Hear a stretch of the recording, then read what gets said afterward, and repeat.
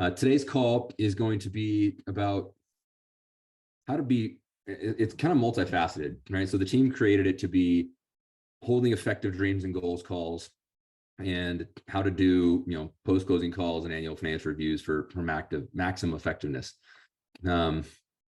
I think this is the number one thing as mortgage professionals that we can and should be doing in today's world, and not just with referrals that are sent to us or clients that find us or however we've generated that lead, but database engagement is head and shoulders, far and away, going to be your number one most effective opportunity, assuming you have the bandwidth and the time to be able to do that. Now, if you and your team are already to the max with referrals and active files, it's going to be hard to do that, but that's a good problem to have, right? That means that you just have to scale the business differently. So let's jump into it. I will share my screen here and we will get started. Screen one. Let's go slideshow. All right. So when I say dreams and goals call, this is also a discovery call for a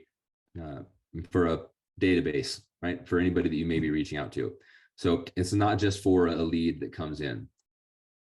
One of the questions we got, and a lot of times when we do these coaching sessions, it's based upon feedback and questions that a lot of the Art of Homeownership members have. So one is, when do you have it, right? Before the pre-approval, initial conversation, et cetera. The dreams and goals call is just your first real phone call, right? So if I get referred to Joe and I reach out to Joe and I say, hey, Joe, is this a good time? And he says, no, I don't have a ton of time. Then you just want to schedule it, right? It probably takes about 20 minutes to do a really effective and good dreams and goals call. And if you're going to tack on the application, you probably want to give yourself about 30 minutes altogether to do that call. I was watching, it was a guy on Mortgage Coach the other day that Dave Savage was talking to, and he was talking about, for literally the last 3 to 5 years, lenders have just hid behind their online applications, right? Their online document portals. And the first call is literally 5 minutes, 10 minutes, right? And almost a necessity because you had to get so many other calls to have. And so the client just goes online, halfway fills out an online application, sends in some documents, and then they work at the pre-approval, and then they have a conversation. I don't think you can have an effective conversation without asking the right questions, right? That's why we do what we do here at the Art of Homeownership. So you want to make sure the client knows there's time for it. You want to prep for it and make sure you know what questions you're asking. Obviously, you go through the entire dreams and goals call template. The objective of the call is to learn and to schedule a consultation. If you can always remember, the objective of this call is not to sell anything, right? And it's not to get an application, which are probably two of the most contrary beliefs that are in the mortgage industry today. If you ask almost any loan officer, what's your objective on the first phone call? To get the app. And I don't want to slap people, but I want to shake them maybe. We don't, like, the goal is not to get an application, right? If I'm talking to Joe and halfway through the call, I realize that it's not appropriate for Joe to do the application yet, either A, because he doesn't qualify, or B, because he's not at a place where doing the application would actually be helpful for him. Right? If Joe calls and says, look, I'm not sure if I want to buy a home or not, but my realtor says that you guys are really helpful in educating. I just don't know if it's the right time. I'm scared. I'm nervous. I don't know if I can. I don't want to take Joe's application at that point, right? What I want to do is ask as many questions as possible. I want to schedule the consultation, the pre-purchase consultation with him. And then I'm going to say, Joe, like, we don't need to do the application right now because you're still in I'm not sure if we should buy a home phase. And the consultation will help you figure out confidently if you should or you should not buy a home. And I'm fine with either one. Right? But the consultation is going to be incredibly important for you. And I'm going to ask a lot of really great questions that help me give you advice and guidance and educate you towards that decision. So that's the real objective of the call. If we get on calls, especially now, especially if you're doing database calls, right, to your database or your realtor partners, anybody else's, and they get even an inkling of the fact that you're just trying to sell something, it's game over. Like they're going to treat you like a salesperson. But if you ask all the right questions and the real goal is consultation, that's great. Now, I think this question is probably coming up here. Let me see here. Oh, I'll go over it later. But if you get to the end of that call and you realize this person does want to buy a home, they are qualified because you ask all the right questions and you can do that quick analysis. Consultation is scheduled. Then I would say, hey, Joe, we can do the consultation one of two ways, right? We can either do like a 30,000 foot big picture overview of what you potentially could do. And from there, you can make the decision if you want to proceed or not. Or, what the majority of the clients choose is, if they really feel like they do want to buy a home, is let's just do the full application. It's just a few more questions because 90% of what I have will be on the application anyways. But then I could tell you the exact numbers, right? You'll know exactly what you can qualify for, down payment, monthly payment, purchase price, all that stuff. And that'll help you make really good granular decisions. Plus you'll be able to buy a home much faster. Do you have a preference on which way you'd like to go? Because then they're deciding between, do I do the consultation without the application, or do I do the consultation with it? They're not deciding whether or not to do the consultation, right? They're just one of the two ways. And so most people, they say, okay, let's actually do the application, and I want to know real numbers. Okay, great. I'm just going to ask a couple more questions, and then I'm going to need these list of documents. Because today's Wednesday, our consultation is on Friday at 2. Can you get me these documents by the end of the day? Our team will be able to do a deep analysis of everything tomorrow, and we'll have all the numbers ready by the time we're doing the consultation on Friday.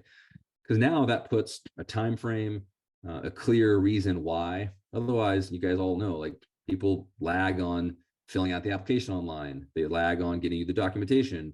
People don't like homework, right? So if they don't have a hugely motivating reason, like they want to buy a specific home, or they don't have a deadline because they have a meeting where they've expressed they want real numbers, then they're going to take their time, and that's challenging for you, it's challenging for the realtor and everybody involved. So those are the objectives of the Dreams and Goals call. Is it best to hold via Zoom, in person, or on the phone? If you can do a Dreams and Goals call via Zoom, best way to do it, 100%, right? Because you're just creating relationship earlier, right? They get to see you get to see them. When you ask questions, you get to see their facial expressions. They get to see you looking at them with care and concern. So I would always try and schedule your Dreams and Goals calls via Zoom. It's just a great relationship starter. It's a great connector. The odds of you converting to the consultation, which is the important part, go through the roof. In person, probably not likely, nor is it effective or efficient for anybody. So I would say not to do the Dreams and Goals call in person. Now, if somebody wants to stop by your office, you can, great. But I would say it's probably rare. On the phone is probably the most common, but not the most effective, right? So doing a Dreams and Goals call on the phone is acceptable. But if you can do it via Zoom, you're going to up-level your business and their experience at the same time. And then what should be prepared before the call in terms of PowerPoints, paperwork, and questions? Just the Dreams and Goals call document. That's all. You guys all have access to that in the e-learning platforms. That's all you need, right? And a lot of you have built it into your CRMs, right? So you can just pull up CRM and it's built in there, and you can type in all the notes as you go. But there's nothing to present. There's nothing to present on a Dreams and Goals call. Dreams and Goals call is simply just you explaining who you are and what makes you and your business unique as a mortgage lender. So you do a little bit of, helping them understand that you're different, right? A little bit of influencing on that first call, but the majority of that call is just learning and information gathering. And then the end of the call is scheduling the consultation. All right. So holding the Dreams Goals call, setting expectations for the call, communicate why it's happening, what you need from them, and why it's going to make a better experience. This is really important. The first thing you want to do on every call is just confirm that they still have time, right? Even if it's a scheduled call. If it's not a scheduled call, definitely, right? So if I reach out to Joe, like, hey, Joe, I was referred to you by Sally, your realtor. She said you were potentially interested in, learning more about buying a home and potentially, needing a mortgage. Wanted to see if this was a good time for you to chat. Like, do you have a couple minutes? Right? Yeah. Okay, great. So typically this call, which is our discovery, our dreams and goals call, it typically takes about 20 to 30 minutes. Is that an appropriate amount of time for you? Yeah, that's good. If you don't ask that question, you could get 10 minutes in and the person didn't realize the call was going to take very long. And they'll be like, you know what, man, I'm actually have to run into a meeting, and you get cut off halfway through that. And it's not a good experience for either one of you, right? So set the timing expectation. And then even if the call is scheduled, you have it on their calendar, they have it, you have it in yours, it's a Zoom link, it's scheduled for half an hour. Like, Joe, thanks for jumping on. Excited to chat with you. Just again, probably take 20, 30 minutes. You good with that amount of time? Yeah. Okay, great. It's just, you want customer service, like set expectations on timing because people have busy schedules. From there, explain your process because people don't know your process. People think that you click a button, fill out an online application, send in a couple documents, and you get a pre-approval. And some people don't even know that, right? Imagine that you never heard of a doctor before and you don't know the process, right? Do I just call? Do I show up? Oh yeah, just come on in. Okay, great. What do I do? Wait in the waiting room. The nurse is going to see you, and this is going to happen. If you don't know, you're kind of wondering and you're nervous the whole time. So the scripting for that is, all right, Joe, so did Susie tell you anything about us? Did she tell you how we're unique or different as a mortgage company? No, more often than not, you're going to get a no. And then you need to go back to Susie and help her set the expectation and the experience a little bit better. But from there, you say, okay, great. So Joe, have you ever bought a home before? Have you ever been pre-approved before? Ask those two questions because you need to know what you're juxtaposing against. Like if they're comparing you versus somebody else, you need to know when that happened. If they were pre-approved yesterday by somebody, you know what you're dealing with. Right. So Joe says, no, first time buying a home. And I've been pre-approved before like 6 months ago, but didn't do anything with it and nothing ended up happening. Okay, great. Well, do you mind if I ask how that pre-approval process went? No. Okay, did you fill out an online application, send in a couple documents, and you got a pre-approval letter? Yep, pretty much. All right. Well, first of all, I'm sorry that happened. Right? That's just somebody trying to sell you debt. But what makes us different and what makes us unique is that most of our clients choose to use us as a mortgage lender, not just because we're one of the best lenders in the country, not because we have competitive interest rates, not because we have great customer service. We do have those things, but the majority of our clients choose us because we're the only lender that I know of who commits to helping you grow your generational wealth and become a really successful homeowner over the next 30 years. And I'll explain more about that as we go along. But I want you to know that as we go through this process, this is going to be us helping you for a very long time. Most lenders just sell you debt, wish you luck, and then kind of on your own.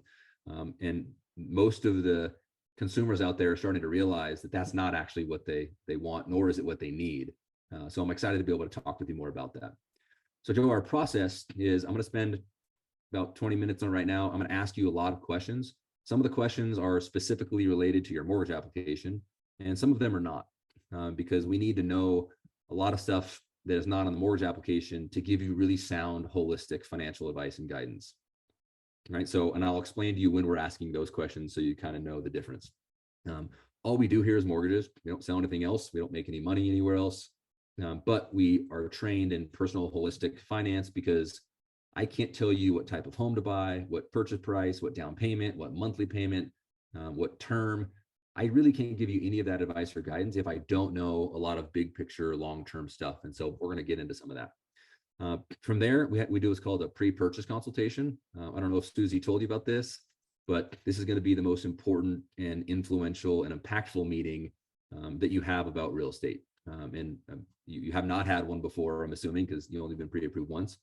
But during this meeting, we'll do it via Zoom, right? Same way we're doing this call. I'm going to share my screen. We're going to show you different purchase prices, different payment amounts, different monthly payments, different rent versus own, with cost of waiting analysis. We're going to show you all sorts of things to help you really make a sound decision, right? And I want you to know, I don't care if you actually buy a house or not, right? What I care is that you make a really good, educated decision. Either buy a home and great, we'll go down that path, or not buy a home and we'll create a plan, a strategy, and a timeline. So after that consultation, we'll figure out what steps to take from there. And then, you'll get approved or fully approved and underwritten, and we'll explain that later. And then from there, we'll help you get into the home, get the transaction closed. But then the after part is really where we shine. And that's where we help you proactively for 30 years, not just own a home, become a really successful homeowner.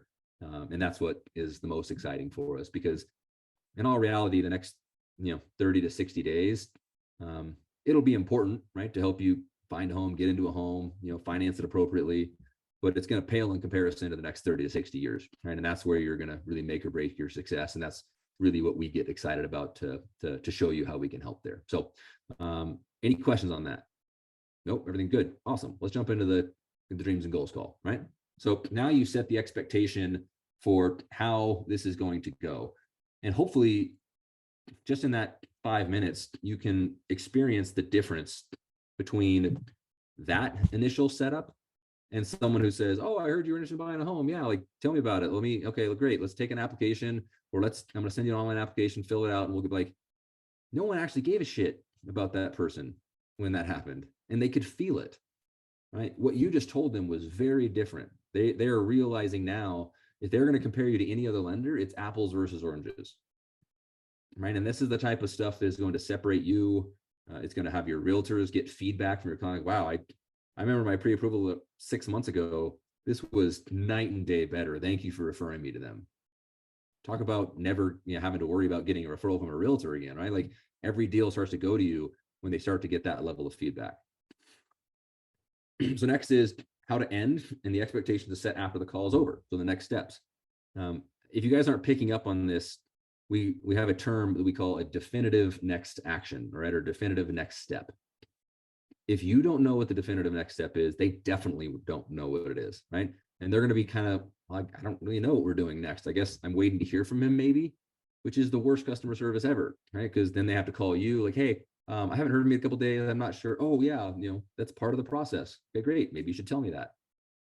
So at the end of the call, right? So I'm going to say, Joe, first of all, thank you for spending the time. It sounds like you have a really great qualifying profile. One thing I learned early on in my career is never make it sound so easy and so much of a slam dunk that they just believe that they could get a loan anywhere. If anybody realizes, like, the easiest clients sometimes have the hardest qualifications. The people who are the most qualified have the stickiest most challenging loans, right? Whereas the person who is just a salaried, low wage earner, simple down payment, like, those are the easiest.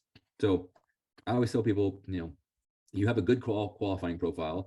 There's a couple things that we're going to need to work through and manage through, but I don't expect that to be a big challenge. But the big thing is the consultation here. So now that I have your application, I'm going to send you a list of documents, or my team will send you a list of documents. Please make sure to get them to us by the end of the day today, because our consultation's on Friday. And we'll all look forward to seeing you Friday at 8 for the consultation, and we'll talk about how we're going to help before, during, and after the transaction, and really give you a good sense of clarity on how we're going to handle all that.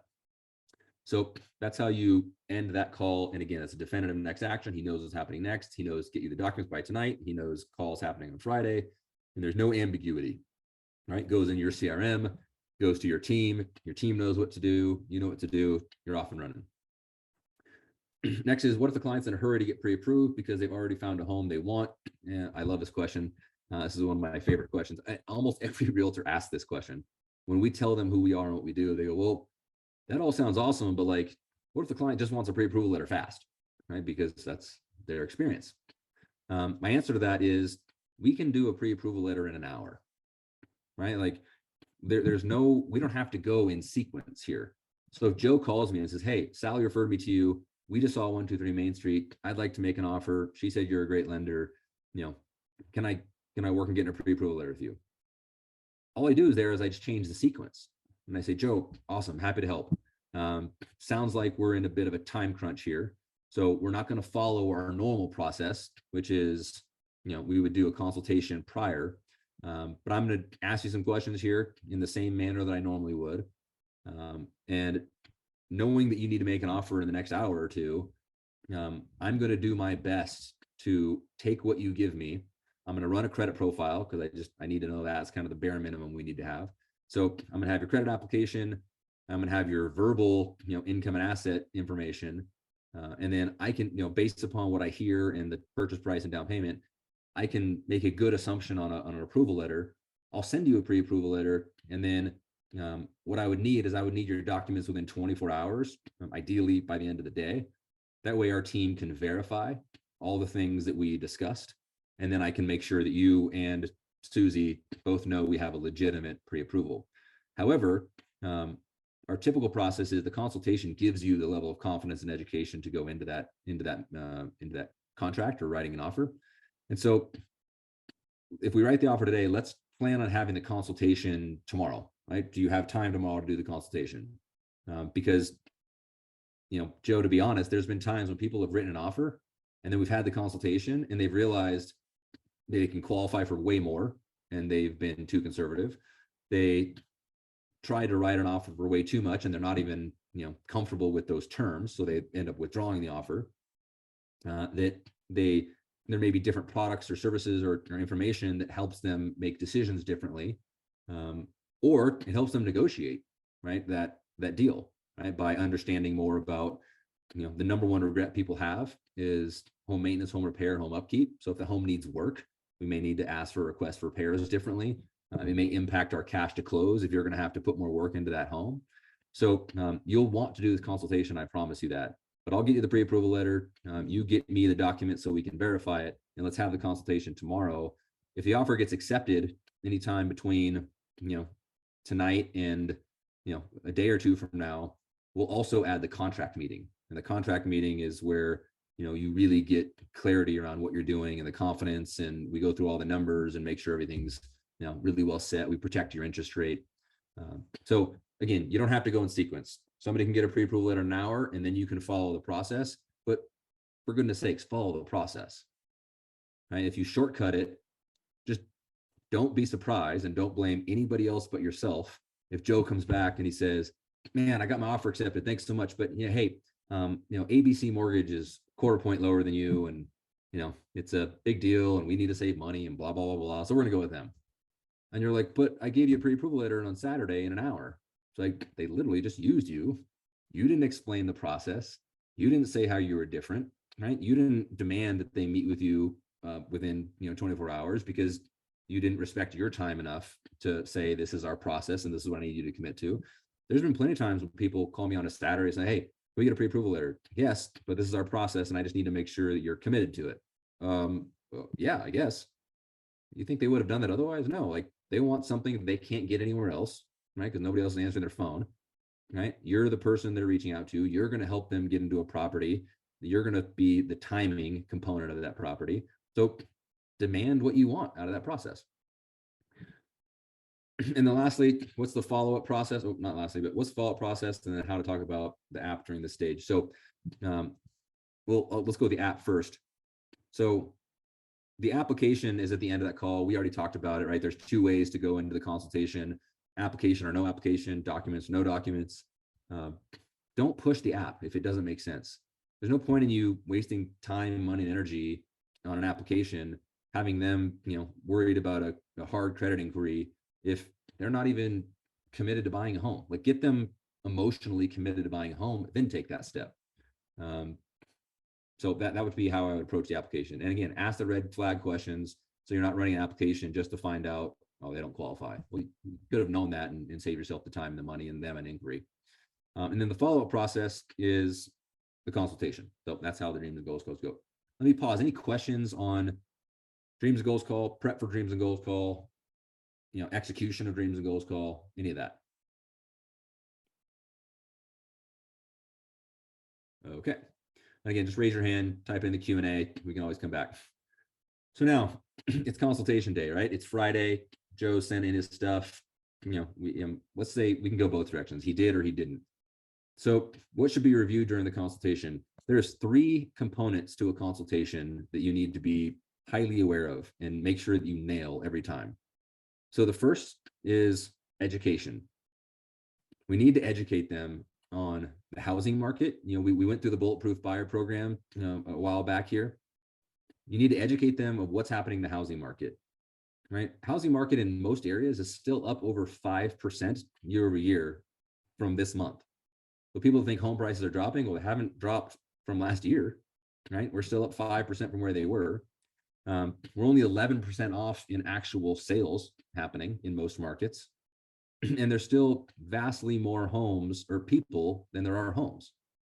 And if you don't have the article about these institutional investors raising billions of dollars to buy residential real estate, because they can clearly see in economic supply and demand is the fundamental, driver of everything. So the billionaires of the world look and they say, builders aren't building enough homes. There's way more people than homes. All we have to do is buy all the real estate and hold it forever, and we can create our own rental market and take it through the roof. Simple supply and demand economics. So if I'm trying to educate Joe as to what's happening in the housing market, I need him to see that. I need him to feel that. He's not going to feel that any other way. I need to educate him on his personal financial situation as opposed to the national economic situation, right? Just because he can buy a home doesn't mean he should. And most of the time, a lot of people can buy homes and they don't, right? Because nobody's walked them through their own personal economics, right? So it's education. Now that leads to motivation, right? So through educating on real estate trend, personal economy, on how to get an offer accepted, right? How to save money, how to look like an all cash offer. And the fact that you're going to be there with them for the next 30 plus years, they're not going to do this and be on their own. That between you and the agent, you're committed to helping them proactively for 30 years with your Art of Homeownership system and tools. And like all of that's motivating, right? Now they know they can buy a home. They've been educated. Now they know they should buy a home, right? Because you've motivated them to do that. And the last thing is influence, right? Why are you the best person to help them with it? And that's something that a lot of people miss, right? They just miss the influence component. They educate, they motivate, but then they can use anyone. It's like we have to influence as to why you and your team and that realtor partner are by far and away the best team and their best bet to reach what they really want, which is a better generational wealth profile. That's really why people buy homes, right? They want a better future. They want financial freedom. They want financial security. They want housing security. And that doesn't happen just by buying a home. It happens by becoming a successful homeowner in every aspect of real estate or finance, right? So educate, motivate, influence as to why you are the right person, and then get them to commit, right? Verbally commit. And you can go watch our consultation game film. It's in the e-learning platform. We always say, hey, Joe, 3 things here. One is, you have to want to buy a home in the next 30 days and write offers, right? And here's why. 2, you have to be okay getting us a little bit more documentation than normal, because we're going to do a full underwrite. And 3, we just want to make sure that you believe we're the right lender for you and you're committed to us. And if that's the case, we're going to make you look like a cash offer. We're going to help you get your offer accepted. We're going to help you, not have to write multiple offers on homes. We're going to save money on the price of the home. And, our entire team is going to help you for the next 30 plus years. So what do you think? Does that all sound good? Do you feel like do you feel like we're the right lender for you? Yeah, great. Let's go. Awesome. Right? I've educated, I've motivated, I've influenced. And at the end, if he says no, all right, well, Ryan, you guys are great, but I just feel like I've told I've been have to, really should shop around and I should, check for the best rate. Awesome. I can definitely respect that and understand that. I want to help you do your due diligence if you have not already done that. So I'm going to give you a list of questions to go ask other lenders. I'll email them to you and then I'll follow up with you. Today's Friday. What I'd recommend is reaching out to them over the weekend, because that's when you likely need them the most. If they don't answer, move on. And maybe on Tuesday, we'll give you Monday as well. On Tuesday, we'll follow up and let's do a download on how those lenders addressed the questions that you asked, right? And then ultimately, if you feel like we're the right lender for you, we'll go from there. And then if it comes to rates, then go into the rate conversation, right? You guys all should be brilliant at the rate conversation these days, right? It's the one conversation we're really good at having, right? Talking about, the difference between, interest rate, timing, housing price, execution, offer acceptance, long-term management, perfect mortgage promise, right? All the things that we do to help them really understand the rate today doesn't actually matter. right? What matters is the next 30 years, because the rate will change multiple times between now and then. And you just need somebody helping you manage not only through that, but the rest of your financial and economic livelihood. So that's the review of the consultation. You want to make sure you're showing him the total cost analysis or MBS highway analysis, whatever you use to show them the different options, visible, right? Like, don't do this over the phone. It's got to be in person or via Zoom. They have to see your screen. You talk about how you help them before, how you help them during, and how you help them after. Again, all of this is recorded, all of it's trained on. You have the presentation deck. You have all of these things at your disposal. Just use them. Like, make a commitment today that you're going to be a better mortgage professional than you were yesterday, right? You're going to up level your skill set. You're going to become more influential. You're going to be better at educating people. You're going to use modern technology and tools. Like, there's no better time that I've seen in the last 17 years to do that than today. Right? And people could say, well, 2008 was pretty bad. Well, 2008, we didn't have a lot of the stuff we have today, right? The tools, the systems, the procedures, the processes, the market, right? It's very different. So make that commitment that you're going to become a more well-rounded, complete, holistic mortgage professional or real estate professional. One of the questions, how are you selling your value proposition in this call differently than the initial dreams and goals call? I had to figure out what that acronym was. So the initial dreams and goals call, you don't really sell your value proposition. You talk about it at a big picture level, but that's just to let them know there's more to come. A big part of that dreams and goals call is you keep teasing the consultation, right? So we're going to talk about that more in the consultation. And when we do this, and we're going to talk about the more consultation, and we're going to show you how, to look just like a cash offer so you can save money. We're going to go over that in the consultation. And the more they hear that, they're like, damn, I can't wait for the consultation because there's a lot of great things that I'm going to learn about, right? But that's not the goal of the dreams and goals. The dreams and goals call is collect information, set the stage, and then deliver the execution of your plan and strategy during the consultation. So here, it's the just before, during, and after. And that's the easiest, simplest way that I could ever understand how to, when someone says, well, what makes you different? And I've been asked that question a billion times. A lot of my friends ask me that question, right? Because they feel comfortable. Hey, I know you're in lending, but what makes you guys different than like B of A mortgage or Quicken or anybody else, right? Because they're curious. And I say, well, we break our value proposition down to our clients in 3 parts. How we help you before, how we help you during, and how we help you after. And the after is the most important part. Most lenders do nothing before. They do very little during, and it's a stressful, anxious process. And then absolutely nothing after, right? You're just kind of on your own. So this is how we help before, this is how we help during, this is how we help after. This is not a training on the consultation, but you should have that down. You should know all the ways we help before, all the ways we help during, which is the least important. Before is second least important, and the most important is after. And definitely, visibly show them the tools.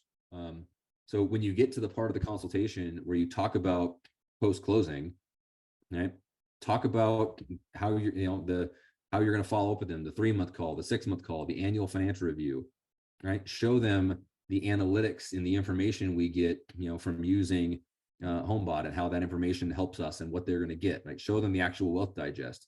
Show them HomeBinder's concierge service and how that, the average person pays $8,500 in the first year of homeownership on home maintenance, home repair. We can save you, almost all of that potentially, right? And here's how we do that. And this is the service you get. Show them the app, right? Show them on your phone, or pull it up online. Show them the mobile version. Show them the presentation deck of the app. And ideally, they would have already downloaded the app in the Dreams and Goals call, because you want to get them integrated and using it early, especially for day one certainty purposes. But if not, have them pull out their phone in the consultation. Be like, oh, quick, download this app, put in this code, right? And then connect all your stuff. This is what we're going to use to help you for the next 30 years, right? And this is what you're going to do. You monitor this and that and the other. Like, you're not in the same league as other lenders if you're doing this stuff. Because no other lenders having this even remotely close to these types of conversations. And look, if you're struggling right now with conversion, with having to be the lowest interest rate, if you're struggling with not getting the best partners, if you're struggling with lead acquisition or lead generation, and you're on this call, just look in the mirror, right? Like we have literally everything possible to acquire leads, to convert leads, to, to have different conversations, to sell a different product. And now is the time to get really good at doing all those things. The business becomes a lot easier, right? Life becomes a lot easier. When you're so much different and so much more valuable than anyone else in your industry, the way that you approach realtor conversations, the way that you do your presentations, the way that you carry yourself with your clients, people buy confidence more than anything else. And I say this all the time. It doesn't matter what you say, it matters how you say it. Right. So by visibly showing them these tools and having them engage with them, you get to really kind of show off like what you're doing to change this industry and ultimately what you're doing to change that client's life over time. And then the last question here is, at what point do you ask if they're bought in on using you or shopping during the rate shopping? So we talked about this a little earlier. You get to the point where we talk about our unfair competitive advantage, right? So Joe, you're going to have an unfair competitive advantage here if you want it, right? You don't have to do this, but most clients do. Though that type of framing really helps people be like, okay, what is it? And I'm probably going to do it. And then you say, there's a difference between being pre-approved, which you are today, potentially, or being fully underwritten and looking like an all cash offer. We call it a bulletproof buyer. To be the second or the latter, we fully underwrite your file in advance, right? An underwriter checks off everything. That way we can move your contingencies. We can close in 15 days. We look at appraisal gap strategies. If for some reason the appraisal may come in low. And, at that point, we can submit an offer that rivals an all cash offer almost exactly. But when we call the listing agent, which we do on every offer, and we say, look, listing agent, you may or may not have a cash offer, I'm not sure, but this is exactly the same as a cash offer in terms of risk and speed. However, our clients are going to be occupying the home and this family absolutely loves it. As you know, most cash offers are investors and they'll leave if they can save $1 on another home somewhere. So, if you and your seller are reviewing offers, know that we are just the same risk tolerance and speed capability as a cash offer, but we're more motivated, because we're going to be living in the home and they want to raise their family there. That conversation is amazing, right? So you're telling the client this, and they're literally just like, that sounds amazing. Like, I want that. Like, I've never heard of that. Great. There's 3 things that we just need to make sure that you're committed to, and then we'll do this, right? 1, we want to make sure you're going to write offers in the next 30 days. Not because we're trying to rush you. It's because if we do all this work and you do all this work and you're not really even planning on writing an offer for 60 to 90 days, then we all have to start over, right? Updated credit profiles, updated information, updated underwrites, updated processing. And it costs us money to do these TBD approvals. We don't charge you for them. But we'd rather not pay for it twice, and you'd rather not do the work twice. So if you want to wait longer than 30 days, totally fine. Just let us know when you're ready and we'll start. But what do you think? No, let's do it now. I'm going to write an offer in 30 days. Okay, great. Okay. Secondly is, like you said, you've been pre-approved before, like 6 months ago. You probably just sent them a couple documents that sent your pre-approval letter. We're going to ask for more documents, right? We're going to do more due diligence. We're going to do all the work that most lenders do in the 11th hour, which creates stress and anxiety and frustration. We're going to do that all now, right? That way, when you go write an offer on a home, you have no worries. You're totally confident. It elevates your offer in terms of their decision making. And then when the offer is accepted, it's just smooth sailing for 15 days through closing because we've already done all the legwork, right? We've already done all the hard work. So are you okay just making sure you get us a few more documents than you probably normally would on a pre-approval? Yeah, no problem at all. Great. So now you've got them to say yes to 2 pretty easy things. Now the last one. So Joe, the last one is, I just, more than anything, we just want to make sure that you're confident that we're the right lender for you and that you're committed to us. And Joe, the reason I asked that question is because there's been times, not often, but there's been times when clients have used our bulletproof buyer approval. They've used our reputation in the industry. They've used us calling the listing agent. They've really, we got them the offer accepted. We helped educate them. They've gone through this whole process, but then somebody has an 1/8 or 1/4 point lower interest rate, which is, almost meaningless. And they decide to go a cheaper direction just because they hadn't done any due diligence prior. And so, we do a lot of work. We spend a lot of money because we pay underwriters, we pay processors, we pay our staff to do this. We don't charge you because we know that it if we had to charge our clients for this, some of them wouldn't do it, which means they would miss out on getting a home. And we don't want to shortchange that, right? So as long as you're committed, our team will go to work. We'll get you that golden ticket. You'll stand out, and I promise you'll have a much better likelihood of getting an offer. Plus, you'll have us for the next 30 years, which we'll talk about next. So, what are your thoughts? Do you feel committed? And then again, either yes or no. Yes, great, move on. No, give them the list of questions to go ask other lenders, and you're off and running. And then you get to, let me see what's next here. You get to the end of the consultation, and this is where you go over the after part, right? So, at this point, you're going to get an offer accepted. When you get your offer accepted, we need to make sure that within 24 hours, we do our contract meeting, because you're going to have a high level of anxiety and uncertainty when you get an offer accepted, because before that, it's all kind of maybe, but as soon as you get an offer accepted, it becomes real. You have earnest money you need to submit that we need to protect. You have an interest rate that is fluctuating with volatility that we need to protect. We have decisions to make. We have timelines to hit. And if we don't spend the time going through the contract meeting, it's going to be frustrating, and you're going to have some anxiety. So we want to make sure, and you'll love that meeting. It'll really make you feel at ease, right? Great. Transaction closes, and then you show what happens post closing. You show all your art of homeownership stuff, and you move on. All right. So any questions on consultation? I know that one went a little long. Thoughts, comments, feedback, questions? Cool. All right. Next is annual financial review. So I'm not sure. I think this is supposed to say post-closing call, not annual financial review. So AOH team, can we change that to say before we send it out with the follow-up, let's just change it to say post-closing call. So the post-closing call is different than the dreams and goals call because it explains the next 20 to 30 years of our relationship. And what we do is we say, hey, look, this is what you can expect from us for the next 20, 30 years.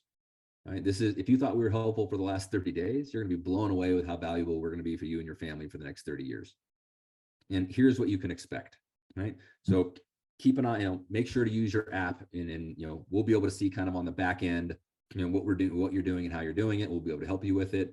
Russ is our client success manager. He's going to connect with you. He can help you with anything first payment related. We're going to do 3-month calls where we help you with the perfect, kind of setup with taxes, insurance, all the things that will really make you a successful homeowner. 6-month call. And we have the whole post-closing call script, right? So I don't need to go through the whole thing, but then you talk about the annual financial review and the importance of it, and the importance of them using the app along the way. The prep beforehand, you just need to schedule that call, because otherwise 99% of the time when someone's done with the transaction, they're done, right? They don't need to talk to you anymore, and they don't necessarily want to, and they move on, you move on, which is the unfortunate side of the mortgage industry. Art of Homeownership has completely changed that, right? So now they spend the time with us on that call, but we have to schedule it. Otherwise, we're going to try and fit it in. It's not going to work. So best thing to do is when the transaction closes, whoever calls the client to say, hey, congratulations, your loan's closed. In our world, it's our loan coordinators. So they would call and they'd say, hey, Joe, congratulations. It's been so great working with you. We're so happy for you. Just one last thing. I want to make sure, before you and I part, I want to make sure that we schedule the post-closing call for you and Ryan. He's open Tuesday at 4, 30 minutes. Does that work for you? Great. I'm going to send you a calendar invite. I'm going to invite him. It's on my calendar. It's on Joe's calendar. And that post-closing call happens. It is an okay time to ask for referrals. I've never asked directly, and I don't actually believe in asking the question, Joe, do you know anyone else who is thinking of buying or would potentially want to refinance their home? I think that very few people know that, and it limits their scope of people that they can refer to you. So instead, what I say is, hey, Joe, how was your experience? Blah, blah, blah. Great. We talk about reviews. We talk about online testimonials, all that stuff. And I say, Joe, so, a lot of people ask for referrals, right? And your typical thought of a referral is someone who's buying a house or someone who needs a mortgage. I'm assuming you probably don't know any of those people. Am I correct? Would I be wrong? And they could say, no, actually, I do know someone. Great, right? More often than not, they'll be like, yeah, I don't know anyone right now. Yeah, totally understandable. But Joe, knowing what we actually do, right, and how we're different, right, what we really focus on is helping people through their real estate financial journeys. Is there anyone who you think would just benefit from all the things that we just told you about, right? That they would like annual financial reviews, that they would like all the tools that you're now going to be having access to, friends, family, anybody that owns a home that's not getting this type of value or service from their real estate or mortgage lender, everybody you think that would just benefit from having a conversation and learning about some of their future goals or plans? Because now he can refer you to the entire spectrum. He can refer you to any human being he knows. The problem is we category ourselves, because the mortgage industry and the real estate industry, we do what? We sell homes and we sell mortgages. So why would we ask for anything other than people who want a home or want a mortgage? We've completely changed that at Art of Homeownership. Now we can help anybody. We should help anybody. Right? And this helps with your lead acquisition. This helps with your referrals. And now you're helping your agent partners. And this is the snowball effect. So that is a very non-salesy way, because first of all, you're not asking for anybody for like a transaction. You're saying, who else can I help? Just big picture. Right? So it gives them a lot more opportunities there.